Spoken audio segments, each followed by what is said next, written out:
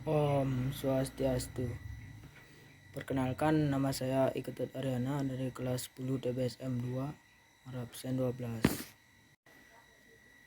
Organisasi Budi Utomo didirikan pada tanggal 20 Mei 1908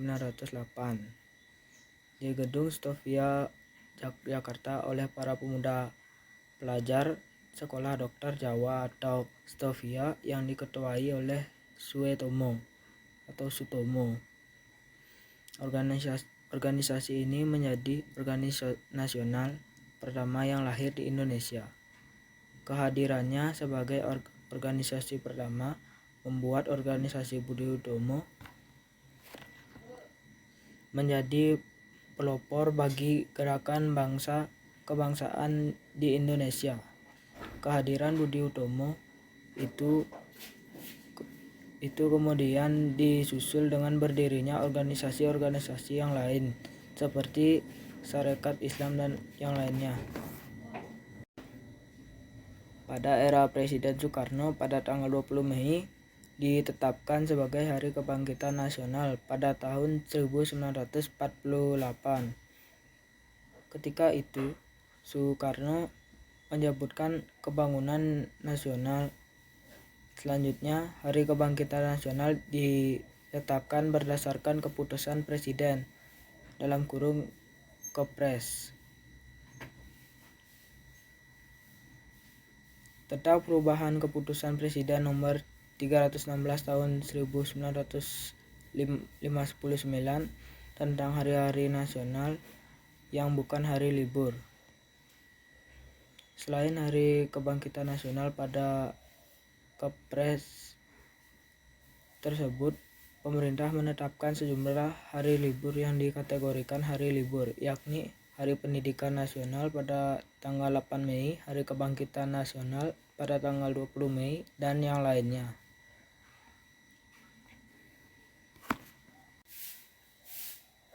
Latar belakang sejarah.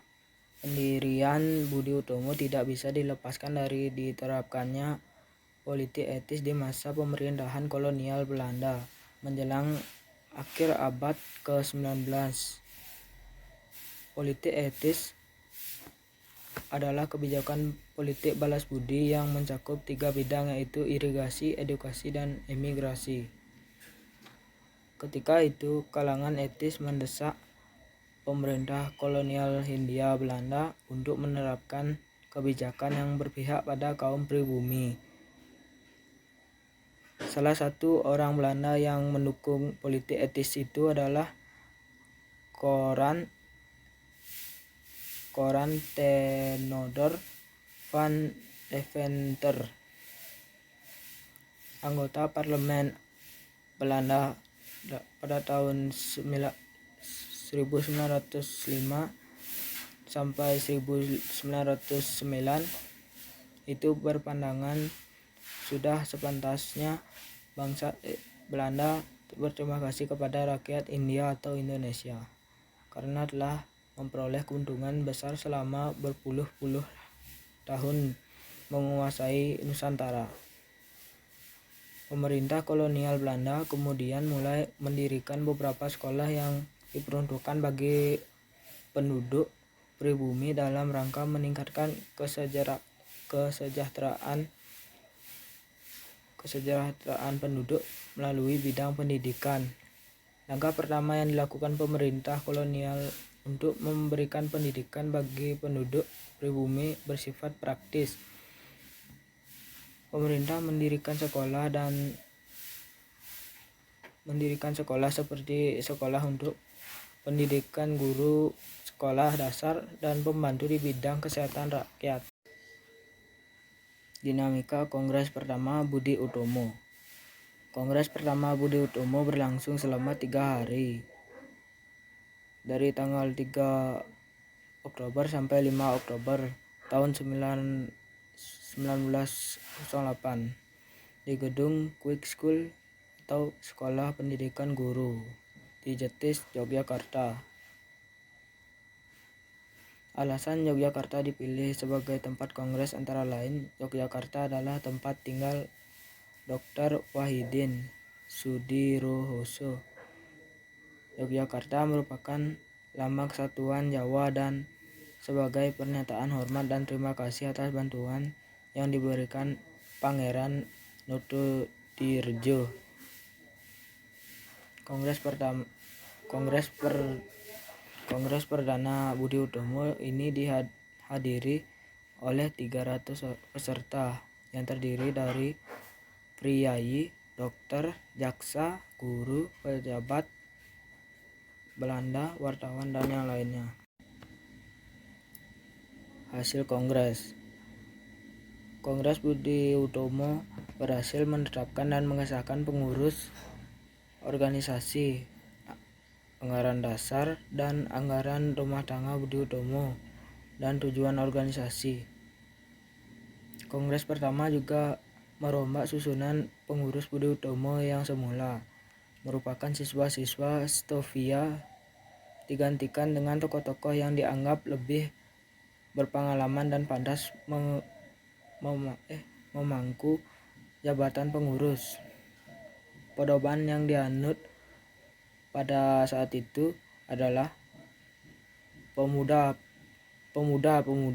jadi motor dan orang-orang tua jadi sopir, supaya kapal tak hancur terkena karang dan selamat sampai ke pelabuhan.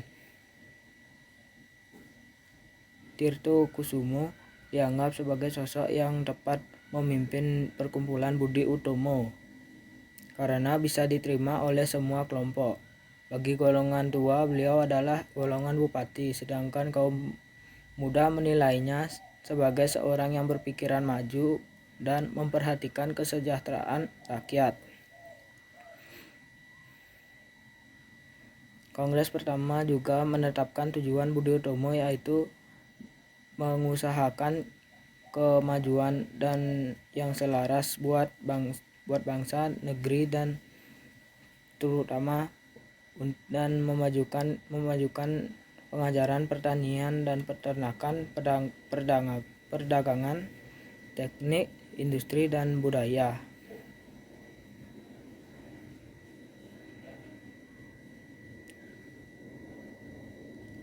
Program Budi Utomo yang dirumuskan antara lain yaitu perbaikan kondisi material, himbauan untuk hidup lebih sederhana bagi masyarakat yang lapisan atas, pengembangan industri pribumi dan pertanian untuk pasar nasional dan internasional, pembelajaran mengenai tanah-tanah jajahan lain selain Hindia Belanda.